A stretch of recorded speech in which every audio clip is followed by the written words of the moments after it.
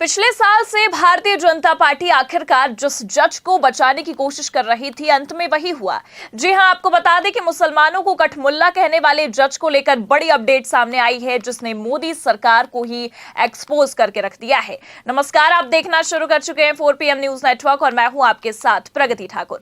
अंदाजा तो वैसे भी पहले ही लगा लिया गया था कि भारतीय जनता पार्टी विवादित बयान देने वाले जज शेखर यादव को बचाने के लिए अपना पूरा का पूरा सिस्टम लगाने वाली है, लेकिन बीजेपी खुद सुप्रीम कोर्ट को ही धमकाने लग जाएगी, सुप्रीम कोर्ट पर ही दबाव बनाने लग जाएगी। इसकी तो कभी किसी ने कल्पना तक नहीं की होगी, लेकिन अब ऐसा होता नजर आ रहा है।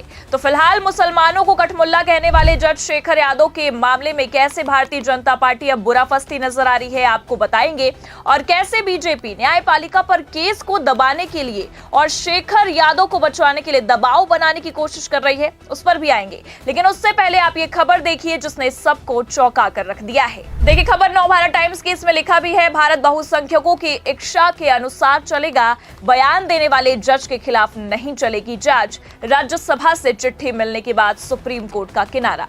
तो पहले ही खबर निकलकर सामने आ गई थी, और खबर क्या, बकायदा बयान तक आए थे कि जज शेखर यादव के पक्ष में बयान दिए गए थे, वो भी बीजेपी की ओर से। लेकिन बीजेपी इस तरह से सुप्रीम कोर्ट पर ही दबाव बनाएगी, इसकी तो कभी किसी ने कल्पना तक नहीं की होगी। जी हां, आपको बता दें कि पहले तो केवल बयान ही निकलकर सामने आया था, लेकिन अब तो बकायदा जज के बचाव के लिए चिट्ठी भी सामने आई है। पहले आप यूपी के मुखिया योगी आदित्यनाथ का ये बयान सुनिए, फिर आपको आगे खबर में बताते हैं कि राज्यसभा से आई चिट्ठी ने कैसे मोदी सरकार के खेल को एक्सपोज किया है।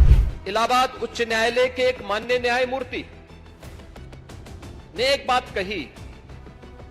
उन्होंने कहा, समान नागरिक संहिता तो होनी चाहिए, और दुनिया के अंदर तो बहुसंख्यक समाज की भावनाओं का सम्मान हर हाल में होती है। अगर दुनिया में होती है तो भारत में अगर बहुसंख्यक समाज के हितों की चर्चा कोई कर ले, उस सच्चाई को कोई बोलता है, कौन सा अपराध हो गया? आपने देखा होगा इन लोगों ने राज्यसभा में माननीय न्यायमूर्ति के खिलाफ भी महाभियोग की नोटिस दी है। ये है, और ये अपने को लोकतांत्रिक कहते हैं, ये अपने को लोकतंत्रवादी कहते हैं, संविधान की पुस्तक साथ में लेकर के चलते हैं। तनिक भी शर्म नहीं है इन लोगों को। तो सुना आपने, खुद बीजेपी के नेता उत्तर प्रदेश के मुख्यमंत्री योगी आदित्यनाथ ही हाईकोर्ट के जस्टिस के उस बयान का समर्थन कर रहे हैं जिसमें उन्होंने मुसलमानों को कठमुल्ला बताया था। लेकिन जो कठमुल्ला है, जिसे कह लीजिए आप, सब गलत है, लेकिन कहने में गुरेज नहीं है, क्योंकि वो देश के लिए घातक हैं, बिगाड़ने वाले लोग हैं, जनता को बरगलाने वाले लोग हैं, देश आगे न बढ़े इस प्रकार के लोग हैं, उनसे सावधान रहने की जरूरत है।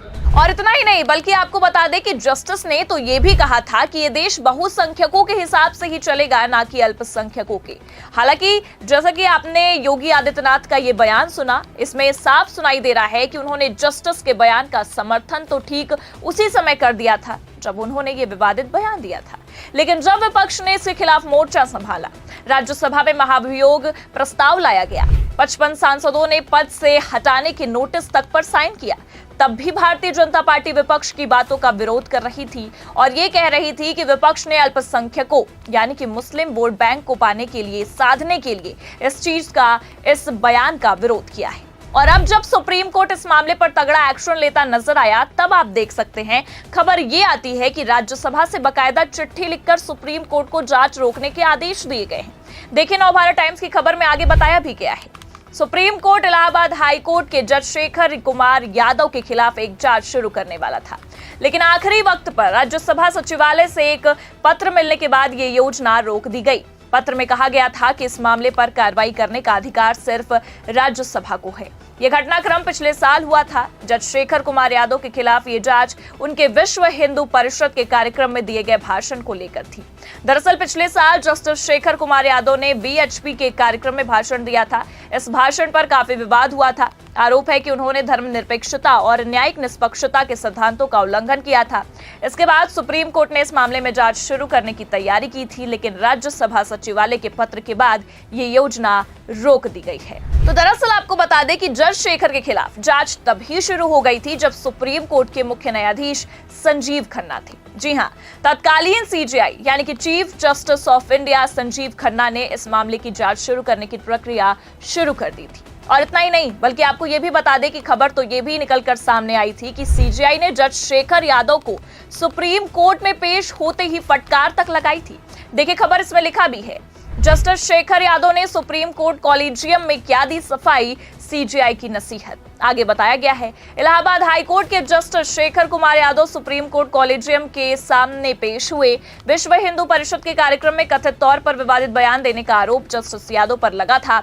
इस मामले में उन्होंने सुप्रीम कोर्ट कॉलेजियम के सामने अपनी सफाई दी। सूत्रों के मुताबिक सुप्रीम कोर्ट के चीफ जस्टिस संजीव खन्ना की अगुवाई वाली कॉलेजियम के सामने जस्टिस यादव ने अपने बयान पर बड़ी बात कही। सूत्रों के हवाले से आ रही मीडिया रिपोर्ट्स के अनुसार जस्टिस यादव ने अपने बयान का संदर्भ ना समझे जाने की बात कही है। आपको यह भी बता दें कि जज का तो यह भी कहना था कि उनके भाषण को पूरे संदर्भ में नहीं समझा गया। भाषण के कुछ हिस्सों को उठाकर विवाद पैदा किया गया है। हालांकि आपको बता दें कि उस दौरान सीजेआई खन्ना ने जज साहिब को नसीहत देते हुए साफ कहा था कि जज का कोई बयान निजी नहीं होता है, आपको यह ध्यान देना होगा कि आप क्या बोल रहे हैं। लेकिन इन सब के बीच सबसे हैरान कर देने वाली खबर यह थी कि जस्टिस से जब सीजेआई खन्ना की बेंच ने, या कह सकते हैं कि कॉलेजियम ने इस मामले पर माफी मांगने को कहा, तब तो जज शेखर ने अपने बयान पर माफी मांगी। लेकिन फिर मामला यह निकलकर सामने आता है कि सुप्रीम कोर्ट के अंदर तो जज ने माफी मांगी, कॉलेजियम के सामने अपने बयानों को लेकर आपत्ति खुद ही जताई और फिर बाहर आते ही पलटी खा गए। और ये कोई हवा हवाई बात नहीं है, बल्कि खुद सुप्रीम कोर्ट के जज ने यह बड़ा दावा किया था। हालांकि आपको बता दें कि जज के रवैये को देखते हुए सुप्रीम कोर्ट भी काफी सख्त रुख अपनाता नजर आ रहा था और संभावना यही थी कि जज को पद से हटा दिया जा सकता है, क्योंकि विपक्ष जज शेखर के खिलाफ महाभियोग प्रस्ताव लाने का मन बना चुका था। लेकिन तब भी भारतीय जनता पार्टी ने जज साहिब को संरक्षण दिया, जो कि खुद योगी आदित्यनाथ के बयान से साफ दिखाई देता है। और अब जब सीजेआई बीआर गवई के कार्यकाल में जांच आगे बढ़ने ही वाली थी, तब आप देख सकते हैं कि ऐसे राज्यसभा से खबर ये निकलकर सामने आती है कि सुप्रीम कोर्ट को इस मामले से किनारा करने के लिए बकायदा चिट्ठी तक लिखी गई है, जो कि अपने आप में कोई छोटी बात नहीं है, क्योंकि सुप्रीम कोर्ट ने पहले इलाहाबाद हाई कोर्ट से रिपोर्ट मांगी। रिपोर्ट आते ही जांच को आगे बढ़ाया गया। जांच चल ही रही थी, जांच आगे और बढ़ने वाली थी, लेकिन अब जांच पर रोड़ा अटका दिया गया है। बल्कि इलाहाबाद हाई कोर्ट के चीफ जस्टिस ने भी इस मामले में प्रतिकूल रिपोर्ट भी दी थी। लेकिन अब आप देख सकते हैं कि राज्यसभा सचिवालय ने बकायदा एक पत्र लिखकर कहा है कि इस मामले में कार्रवाई करने का अधिकार सिर्फ और सिर्फ राज्यसभा के सभापति को है। इसके बाद ये मामला संसद और राष्ट्रपति के पास जाएगा। मतलब आप अब जज को बचाने के लिए सिर्फ योगी आदित्यनाथ ही नहीं, बल्कि आप ये देख सकते हैं कि पूरा का पूरा सिस्टम काम करेगा। फिलहाल सुप्रीम कोर्ट को तो दबाव बनाकर इस मामले से अलग कर लिया गया, लेकिन जिस तरह से यह साफ दिखाई दे रहा है कि जज साहब को बीजेपी का संरक्षण तो मिला हुआ है, क्योंकि पहले बयान और अब ये चिट्ठी कई तरफ इशारा करती नजर आ रही है। लेकिन आपको क्या लगता है, जज के खिलाफ एक्शन हो भी पाएगा या सिस्टम की ताकत उन्हें एक बार फिर बचा लेगी? अपनी राय कमेंट करके जरूर बताइए। खबर आपको कैसी लगी, लाइक और शेयर जरूर करें। चैनल पर अगर नए हैं तो सब्सक्राइब और ज्वाइन करना ना भूलें। देखते रहिए 4PM न्यूज नेटवर्क। नमस्कार।